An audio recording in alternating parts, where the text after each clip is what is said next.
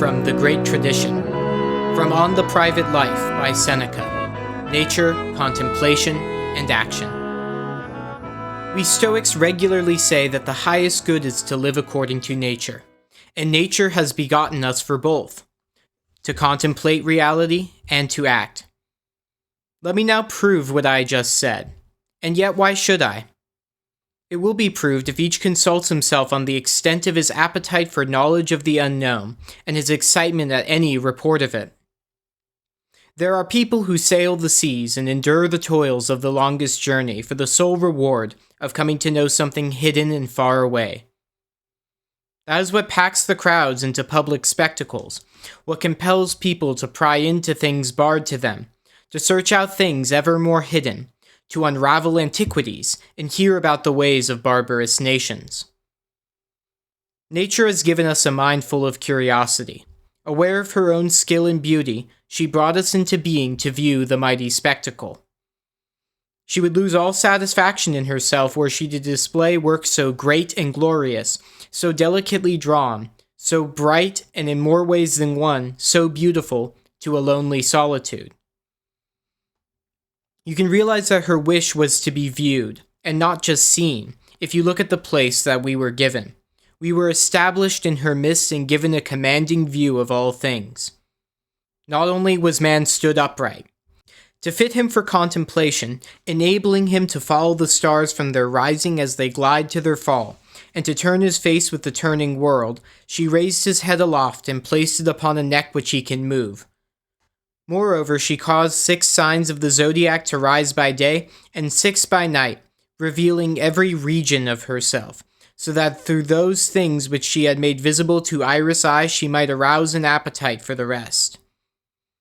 We cannot cast our eyes upon all things or their true extent, but our perspicacity has uncovered a way of investigation and put down a basis for truth, allowing inquiry to proceed from the obvious to the obscure, and discover things older than the world itself.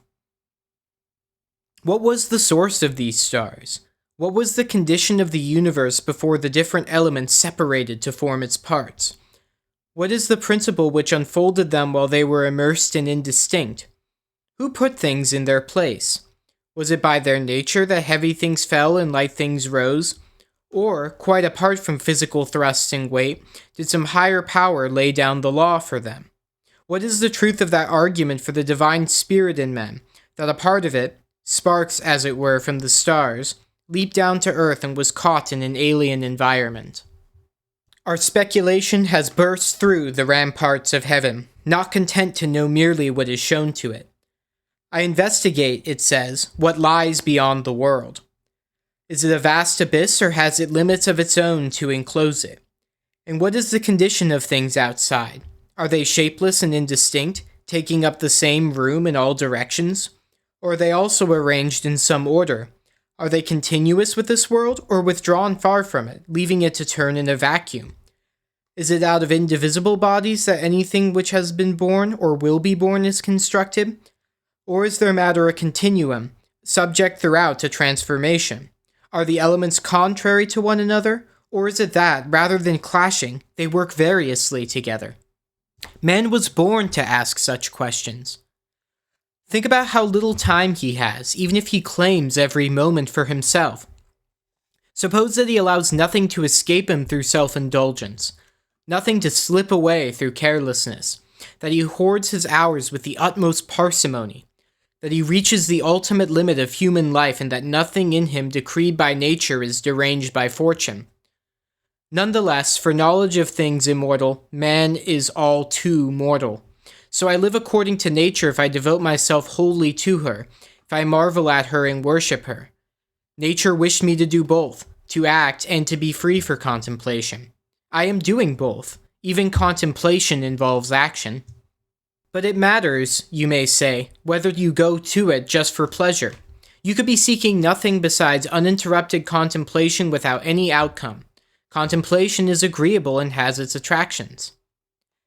To this my reply will be, it matters just as much what your attitude is in your political life. Are you always on the go, allowing yourself no time to turn from things human to things divine? To seek wealth without any love of virtue, and without mental cultivation, and merely to make exertions are not all commendable? These all need to be combined with one another and intertwined. In the same way, virtue is an incomplete and feeble good when wasted on a retirement without activity, never displaying what it has learned. No one would deny that virtue should test its progress by action. That, instead of just pondering what should be done, it should at some stage put a hand to it and turn its ideas into reality. But suppose that the wise man himself is not the cause of delay, that there is nothing lacking in the agent, just a lack of things to do. You will surely allow him his own company then? What is the wise man's attitude when he retreats into retirement? One of knowing that, even then, he will be doing things for the benefit of posterity. We are certainly ones to claim that Zeno and Chrysippus accomplished more than if they had commanded armies, held public office, and passed laws. And they did pass laws, though not for just one state, but for the entire human race. So why should such retirement be wrong for the good man, if it enables him to govern the centuries to come, and address not just a few men, but all men of all nations, present and future? In short, I put the question to you, did Cleisthenes and Chrysippus and Zeno live by their teachings? You will certainly reply that they did live as they said one should live. Yet none of them administered the affairs of a commonwealth, but they did not have the fortune of the standing that normally gets people into public administration. Nonetheless, they did not lead idle lives. They found a way to make their very repose more profitable to men than did the bustle and sweat of others. Hence they can be seen to have done much, though they did nothing in the public realm. Moreover, there are 3 kinds of life, and it is regularly asked which is the best. One is given to pleasure, the other to contemplation, the third to action. If we first put aside all conscientiousness and that implacable hatred which we declare on those who follow a different rule from ours, we can see that all 3 come to the same conclusion under one label or another. The man who favors pleasure has not dispensed with contemplation, nor the contemplative with pleasure, nor has he whose life is dedicated to action dispensed with contemplation.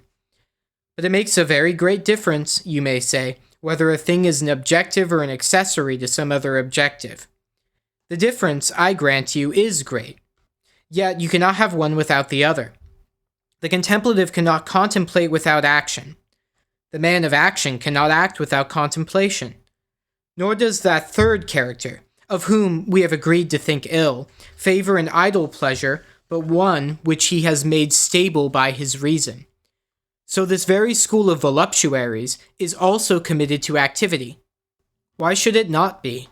Epicurus himself says that he will sometimes withdraw from pleasure and even go for pain, if the pleasure is threatened by remorse, or a lesser pain is to take the place of one more serious. My point is that all schools approve of contemplation. Others make for it directly. We treat it as an anchorage, not a harbor.